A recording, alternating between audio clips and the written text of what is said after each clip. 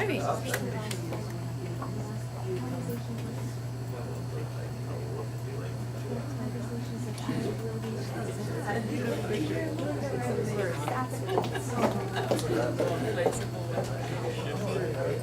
Everyone, sorry, excuse me, give it up for Lauren Touchman. I was trying to remember the name of, aside from the 10 books of poetry he has published in the last 10 years, or less than that, he is very prolific.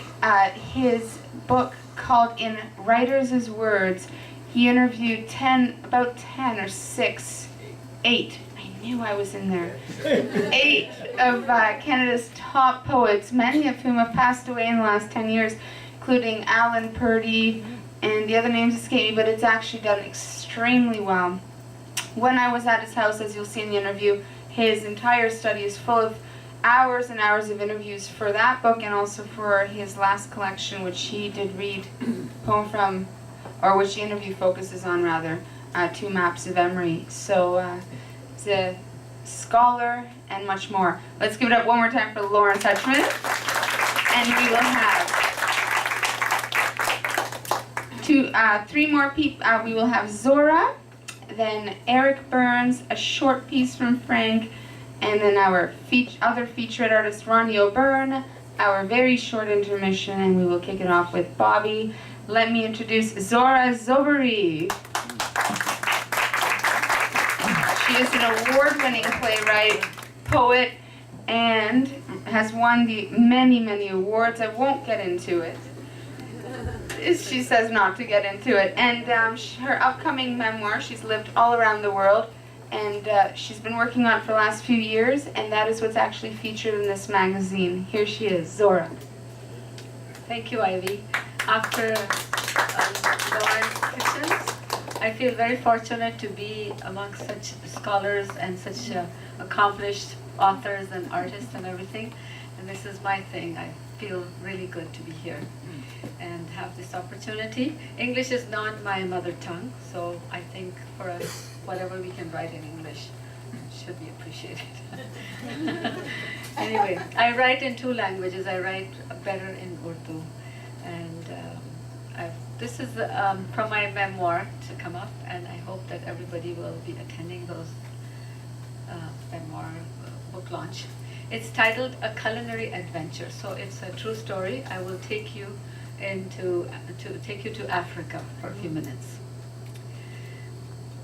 The oil boom of the early 70s had attracted many highly qualified expatriates from around the world to Nigeria, namely at the University of Ife, Ile-Ife, meaning the hub of the universe. We were invited by the Palm Wine Drinkers Club to go on a hunting excursion, followed by a dinner at Professor Wellington's home. The professor, a highly eccentric individual, was one of the executives of this unique club. A PhD in zoology from Reading University in England, he was on a contract at Ife. He wore shorts and shirts made from Nigerian tie-dye material, a huge Mexican hat, and rode a tricycle to work. Amongst the chief guests for the banquet were the Prime Minister of Sierra Leone and the professor's girlfriend, Jenny, who was visiting from England, was going to be initiated into the club that evening. For this late afternoon hunt, Wellington was accompanied by many Nigerian colleagues and students, and of course a highly adventurous couple, my husband and I. In the middle of the thick tropical rainforest stood a dead tree, void of even the tiniest twig. Thousands and thousands of bats covered each and every branch, concealing the tree entirely.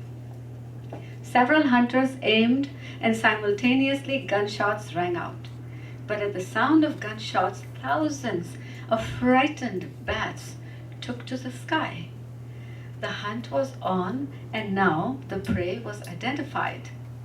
We watched in amazement as the hunters dropped these injured bats into the cardboard boxes, still moving their wings, struggling for their last breath, but eventually giving up on life. Strangely enough, within a few minutes, the idiot bats who were spared made their way back to the dead tree. What was it that attracted them back to the danger? We had no idea. The repeated gunshots brought more prey into the boxes until a sufficient quantity was collected. The club members claimed that after drinking their brand of palm wine, one could have clear vision as far as 20 miles. Slender young boys had mastered the technique of climbing these tropical trees just using a thick rope around their waistline and the tree trunk.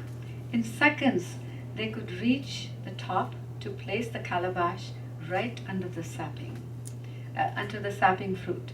Fermented for a few days, this juice apparently turned into a magic potion that's intended to get everyone intoxicated, except for my teetotaling husband and myself. It just wasn't the Muslim style.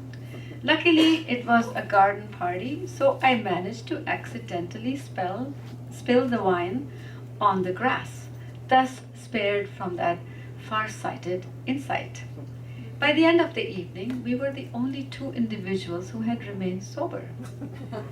Hungry, curious to see what the chef had prepared for us, I made my way to the buffet table. But the very sight of spit-roasted bat quickly abated my appetite. But it happened to be the main dish. But maybe a Nigerian delicacy, but we would have preferred chicken. I was relieved to see a small quantity of familiar and edible Nigerian dodo and moi moi, plus akara balls, which never before tasted so good. A European friend who did try the roasted bats satisfied any curiosity I may have had by commenting, "It's like chewing on a rubber eraser."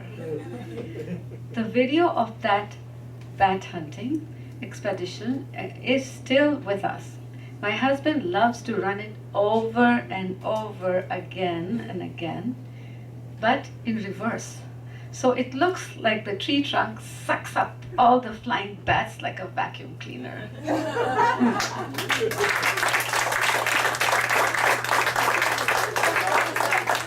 wish I could act those bats, when they were dying in their boxes. And then to think that they were meal. Last night I wrote something. Ivy just asked me I could even recite a poem. I didn't bring any, but on my iPad I did something last night while suffering by insomnia. So it says golden opportunity. Could insomnia turn into a golden opportunity? In the middle of the night, less disruptions. How I look forward to tuning in to the music of the universe. The end of 2016, as the great moon descended, I was able to attain even higher level of connection, as though my celestial neighbor was reaching out to me. They say, last it had descended was when I was newborn baby. Next, its visit predicted for when I'll be too old for this planet. Mesmerized by its golden charisma, beside the bedroom window, gazing intently at the intensity of that fleeting moment, I stood stunned. The image so well preserved in the hard drive of my mind, while meditating, I am now able to instantly invite my celestial companion to join in. What a golden opportunity I've managed to capture. Thank you.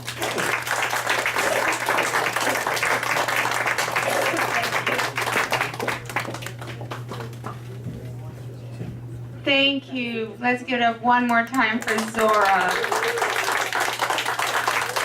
I would just like to say I'm so happy and thrilled. Thank you to everyone for being here. It means a lot to me, and everyone has brought guests. It's just unbelievable. There's so many new faces.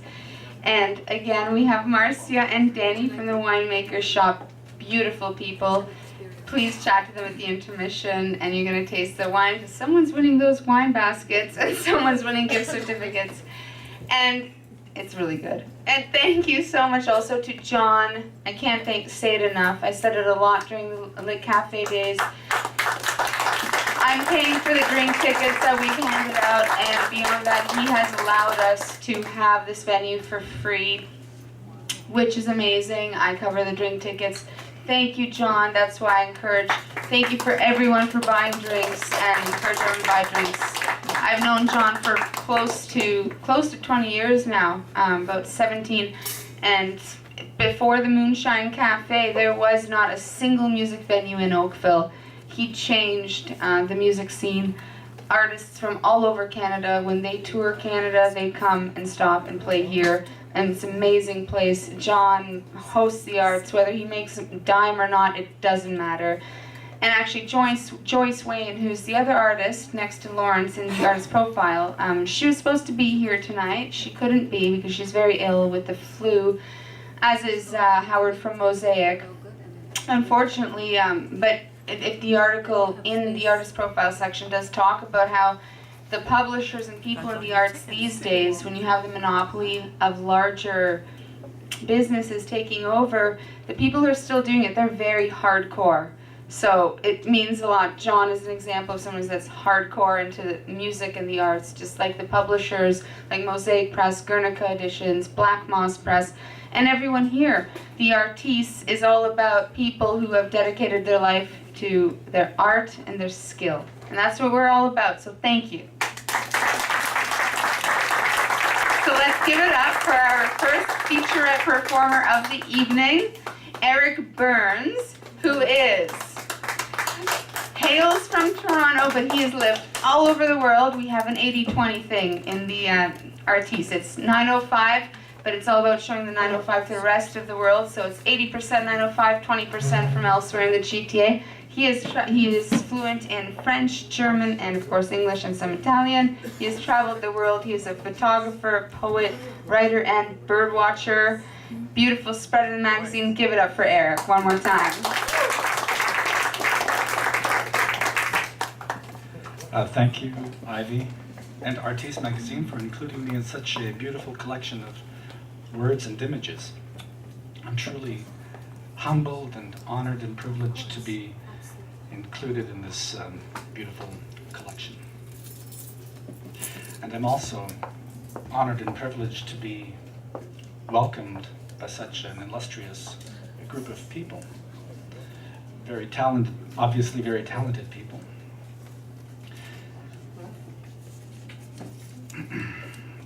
Two of the three poems included in the this magazine are dedicated to the memory of Jack Kerouac, who would have turned 95 last month. Two of the three poems. Why? Because I identify with Jack Kerouac to a large degree. We both have French-Canadian roots. And Jack Kerouac was somebody, being a poet, a writer and a poet, like all of us here, valued words, valued the meaning of words and of images, which is an approach to life, I think, which is maybe under siege in the world we live in today. Jack Kerouac was a poet in spirit. And who is a poet? I think a poet is somebody, much like Robert Burns, is somebody who is seeking authenticity, as all of us are trying to do when we write poems. So the first poem is called Poor Boy. Thinking like Buddha, walking like Jesus, lost in fog, lost in smoke, smogged and smoked, bogged down and broke, but living it up and diving in. What's going on? What's going down? Going downtown? Yeah, going way down in the belly of the American city night. Reluctant prophet with the poor boy in your back pocket. or thumbing a ride on blue highways to nowhere. Nowhere? Thumbing your nose at the make-believin' mournful world of today and 10,000 unthinkable tomorrows. Always moving, always on the go. Canadien errant, a voyageur chantant. And maybe nobody ever really understood that pulling up roots was your way of growing down into the humble humus of holy, haggard humanity. Un vrai saint, ce gars-là. Oh yeah, real beat bigu. Playing upside down peekaboo. Standing on your head, self-crucified. In the early morning sunrise on the dry bed of some river somewhere in your desert. Somebody'd think you was drunk or something. Somebody'd think you was lost. Like some crazy kid playing hide and go seek. Only 'cause what he really wants is just to be found.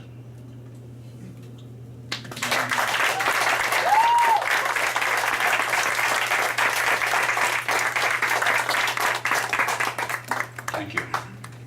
A poor boy, by the way, is slang from Jack Kerouac's time for a bottle of booze that he would walk around with in his back pocket. The poor boy has a bottle of booze in his back pocket. I forgot mine. It's Lent. The next one is dedicated to Jack Kerouac as well. In memoriam, Quo vadis Dharma bum. I'm going to put my old man glasses on for this one. The type is smaller. That's better. I wrote that. I think of Jean-Louis Jack Kerouac, drinking nomad with holy notepad, on the road and on the track, on the mountain and in the mountain. A crazy kid playing hide and seek, just wanting to be found. Wandering nomad, no mind, boozing, booze, zen, practicing booze, zen. 'Cause being down is just another way of looking up. In the city, wow, the royal and city, woe begone, honking, bonking, upside down city. All that construction and constriction going on, worrying and wondering to itself, hey now, what next? What now, holy cow? Bleeding humanity from its arteries, bleating humanity on its highways, so hard for you, oh holy Jack, to behold and believe and belong, bewildered as thou wert, beat Biku with monkey-like rucksack. So okay, be true to you, be true blue, you. Don't let the blues trouble color and collar you. Be true to your shoe, 'cause you know the way. The zigzagging, bragging, night-nagging way, like a 1,000-mile one-way runway highway, begins right there now under that shoe.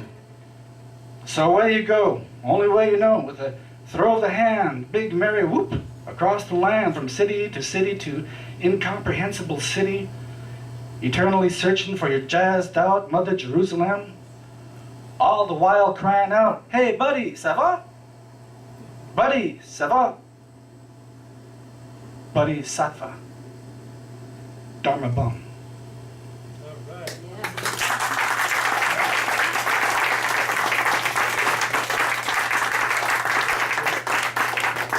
Thank you.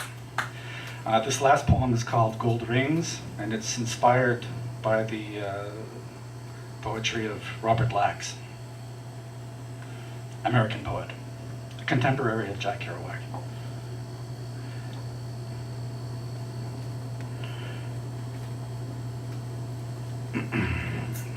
Gold rings. Imagine the sound of a train pumping, driving its wheels through the night. I love you. You love me. Release me. Your voice.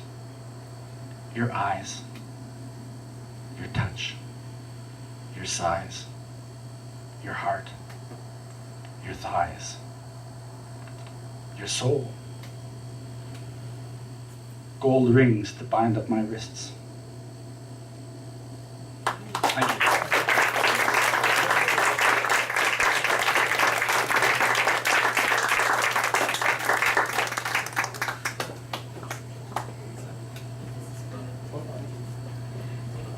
Thank you. Give it up for Eryk one more time.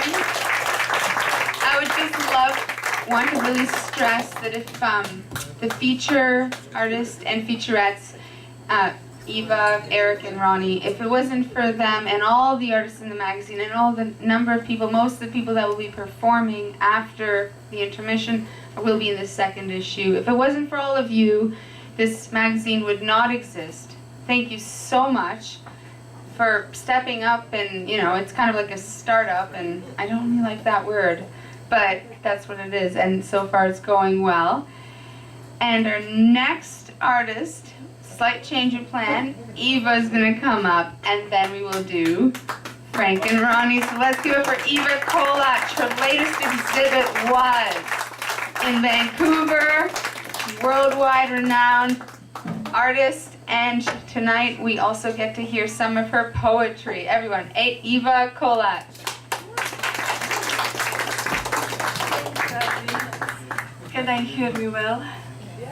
I just received beautiful Eva. Suited my blouse, so thank you. First of all, I'm very happy to be with you, all of you, and being part of the Artist first issue of this, I believe, magazine who will live forever in our hearts, in our brains, and make us to love more and more poetry and art. Thank you, Ivy, for your dream who become reality. Today we have this magazine. I remember when half a year ago approximately we met and you shared with us your dream to have magazine, literary and art magazine. And it's unbelievable that it happened within half a year. Bravo, Ivy. Yeah.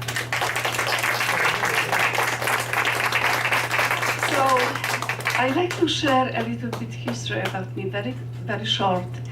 I was always writing poetry. I'm known as an artist, and this is my language to communicate with all of you, because my first language is Polish. And when I left my country, because I don't want to talk about political reason, but it was the truth, I didn't know English at all. And I arrived and I thought, what can I do here in this country, this beautiful country? How can I communicate? As an actress in Poland, I was on the stage and I could recite poems, sometimes my poems.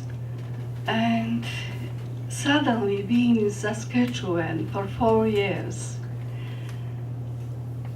I decided to do something special. My mother was always telling me about art. She was painter and designer, and I grew up along with her works. So in half a year, I became painter. I struggled. I was self-taught painter, and I was capturing everything I was seeing. And then after 10 years, approximately 20 years ago, I thought, no, it's not me. You know, photography is much beautiful. It can capture magic. So I need to capture magic. It's like music, like jazz.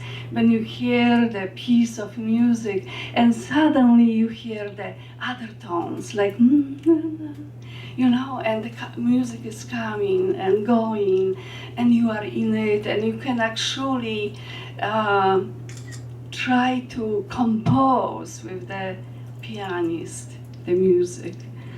So I became abstract artist, and it was just a challenge. And this was my poetry.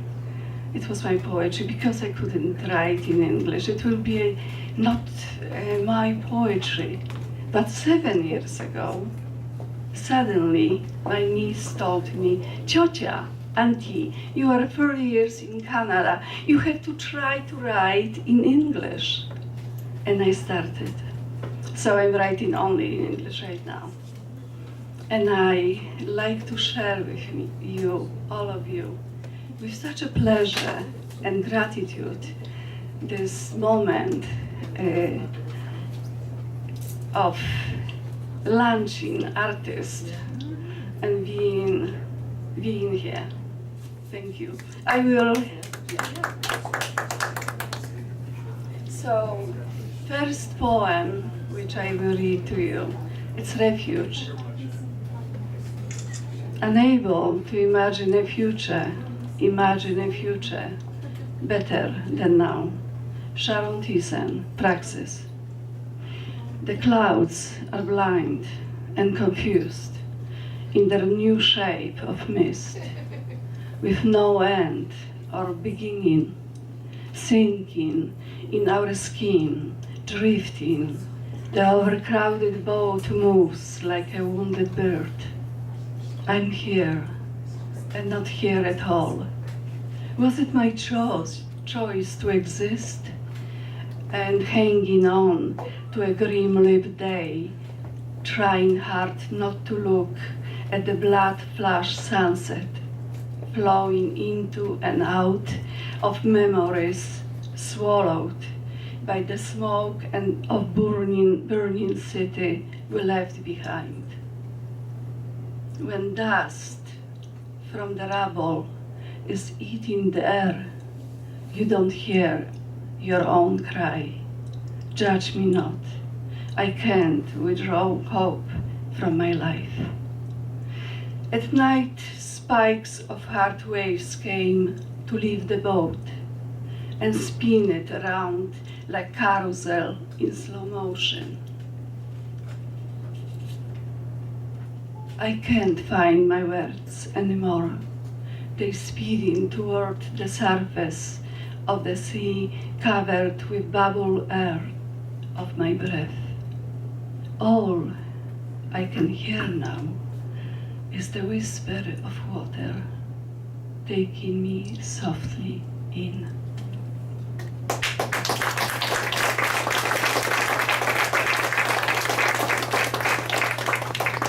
I need a beer or water, probably. That's a It's two okay. for Lawrence. Okay. So next poem is in the magazine. Apocalypse. It started as a thought, perhaps in a dream without affection. As we walk into an all darkness of night, with blazing moon naked like a light bulb. Some people call him beggar. He swears he's not, never ask for the money. How we are born, we die, with breaths soft as blossoms, blooms that carry us into the reed of a watery sky. We sink deeper there to separate our soul from the body left in the room called the world, howling and cursing at times.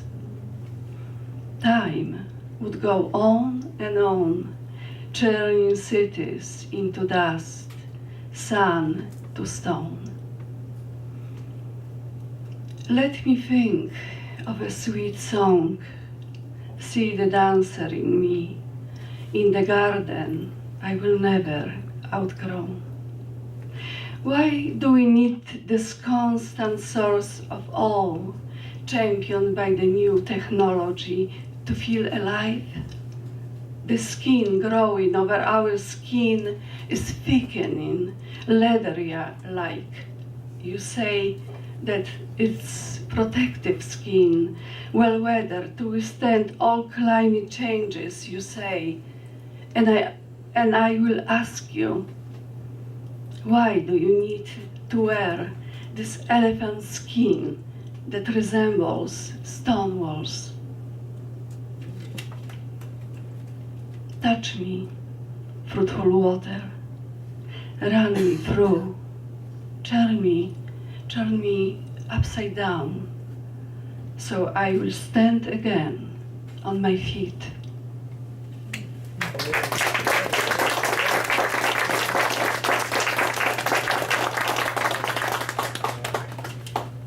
I will share with you a poem about my writing process, what I feel when writing.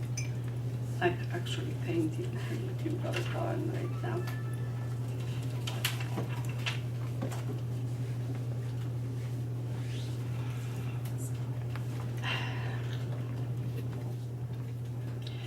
Romancing the painting. It's only when we open ourselves to exercise wonder, the painting emerges from canvas. Like a wooden tower of treasure we have never known, the architecture of magic reaching for us with an open hand, or a field of blooming colors born through the scorched lids of imagination at the poet's expense. I cross this land many times. I float in space, roll over the touch of the sky, blue drops of rain, and I walk through the colors with ultimate purpose to turn them into forms filled with light. And I taste a painting like a music, the visionary kind, with virtue luminous and alive when confronted with the shapeless air. Art does not reproduce the visible, said. Rather, it makes visible. Thank you.